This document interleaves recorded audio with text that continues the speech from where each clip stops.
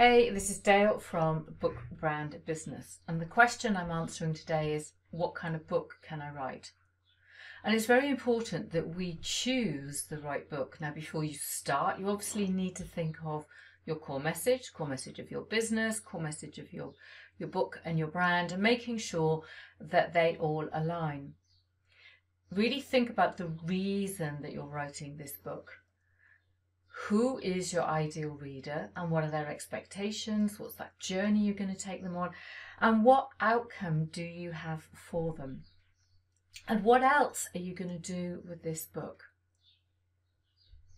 So once we've got that in our heads, or as best that we can, go to your bookcase. Now, I did this the other day and I went and grabbed a whole load of books and I categorized them. The books that I love, the ones that I will want to keep and not part with and won't lend to anybody.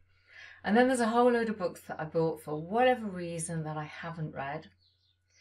And then there's a whole load of books that I've started to read and then something's happened and I really just can't be bothered to finish them.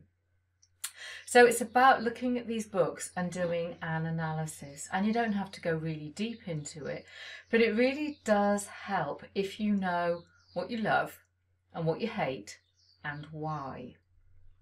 Now, for me, it's also looking at maybe the book length. I don't like, unlike my mum, she could read a book like that. I like my books to be fairly short, to the point, and I like them to take me through a process. I like a little bit of a story. I'm not overly keen on case studies, but I don't mind. They're still story. And I love to have things to do. So what is important for me is the book that I'm reading is something I can use with my journal, because I want to read something and I want to get into it, but I want it to stop me and question something, and for me then to do some exploration. Now, that doesn't mean that I want every chapter to have 500 journaling questions, because then that would drive me insane. So there's a bit of a balance. I tend not to like books that go into masses and masses of detail unless it's a process that requires that level of detail. I like a big picture, I like a bit of detail, but if there's too much, I'll flick past it. But I also want that emotional connection. A bit like when you're reading a novel, you get really connected to your protagonist. So, I want to feel that emotional connection, that actually I'm going to get something out of this that's going to help me to personally grow. And it's also, when I look at books, there's often, I needed that book at that time. And when I think about books that I needed at a time, is that still relevant? But also, when you open the book up, it's about noticing that structure, the structure that holds your attention. So there's a pattern to it all.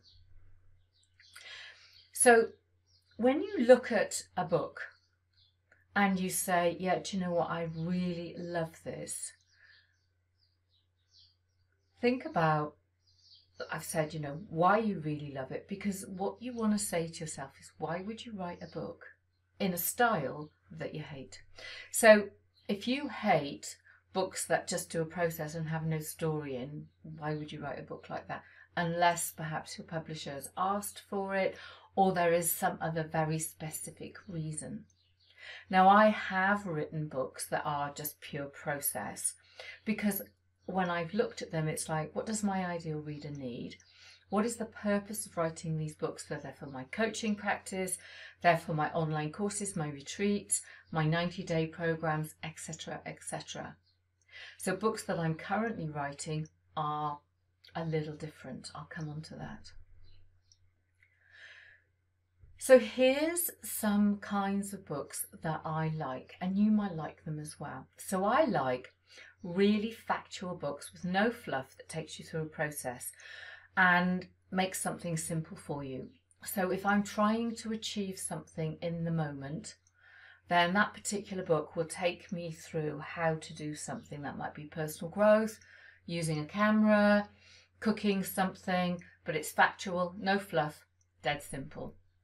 Now, these are my favourite books, books where the writer shares some of their story and their journey. There's also some evidence. So if somebody is talking about changing neural pathways or the way that the digestive system works, I want to know why. I want some evidence. Now, it might be evidence based on some other research. It might be evidence based on the research that the writer has done, or maybe to something that they have discovered through their own journey through something. But I want to have something that kind of then adds some weight to the story. I want key message, I want learning points, and I always want something to do. Generally, I like that something to do to be journaling. I don't want to have to go outside and hopscotch on one leg on my terrace and then somersault into the land next door. Wouldn't be my cup of tea, but maybe it would be for you. So I like the journaling also to be a journey, so everything builds up. I quite like short memoir.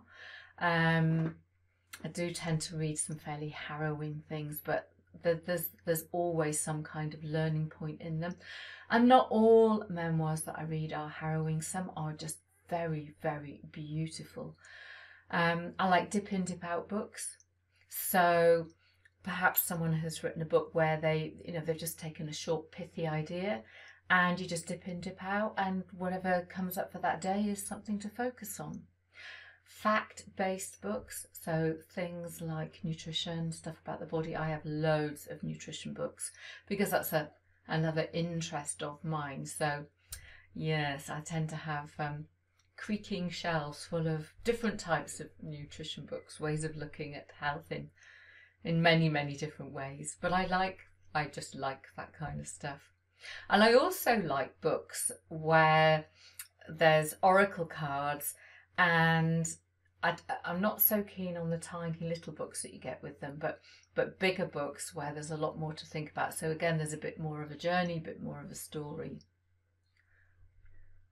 So I don't know if any of those kind of float your boat, but that stuff kind of works for me. So here's the plan.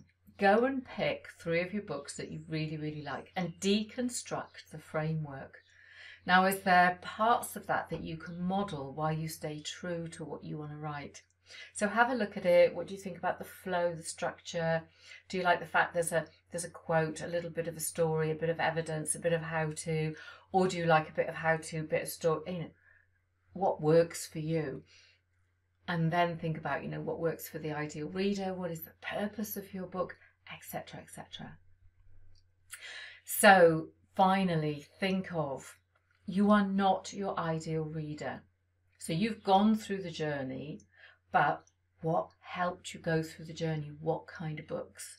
And how do you distill that so that, whoever your ideal reader is will get the most benefit?